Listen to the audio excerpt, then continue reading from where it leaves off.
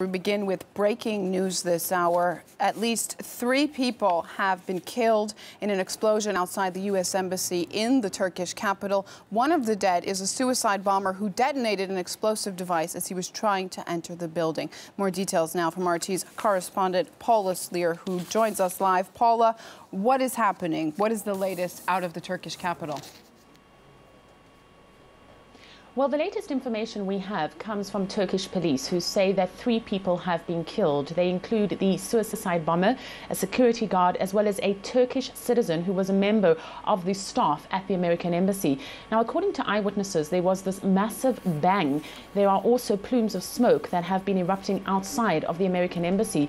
Initial reports do say that the blast occurred near the gates of the visa section of the embassy. Now, we understand that all American embassy staff have been taken to safe rooms inside the embassy. There are dozens of ambulances as well as emergency personnel at the scene. We know of at least 1 woman who was taken away and who is in, we're being told, a critical condition. The police have cordoned off the area. They're keeping journalists away from the scene. This blast did happen in a part of Ankara where there are several other embassies, including that of Germany as well as of France.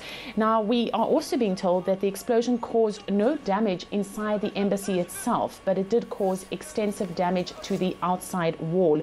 There are no reports at this stage of any group saying that it is behind this attack, and it's not yet clear who indeed did carry out this attack and what their motivation was. But I want to mention that there are a number of illegal groups ranging from Kurdish separatists to leftists to Islamic militants who have launched attacks in recent years in Turkey. So you really have a wide range of options in terms of who could have carried this out. There has been no official statement yet from the Turkish authorities, although perhaps it's worth mentioning that prior to this explosion, the son-in-law of Osama bin Laden was arrested in the Turkish capital of Ankara. Paula, it's becoming quite a common thing, these attacks on U.S. embassies in the region. Take us through some of the other recent attacks that we've heard and any possibilities as to why it's continuing.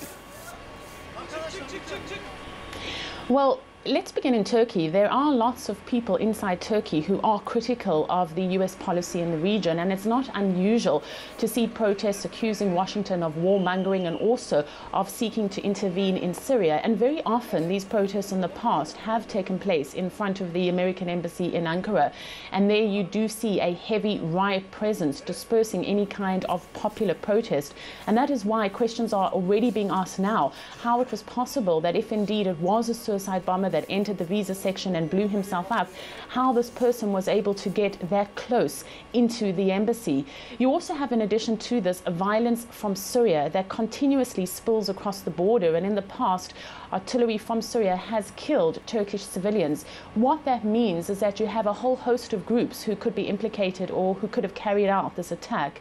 Back in September, there was that notorious mission in Benghazi in Libya where we had 4 American staff members killed, including the American ambassador. And then just a few days ago, you had Britain's Foreign Office warning of a potential threat against the British embassy in Tripoli. So what we are witnessing is a chain of events targeting Western embassies, not least of all the United States, that seems to be picking up momentum. And it is a reflection of the growing anger against Washington and other Western countries at a particularly unstable time in the region. RT's Paula Sleer reporting live for us on this breaking news coming out of the Turkish capital. We, of course, will continue to follow the story. Paula, thanks for that.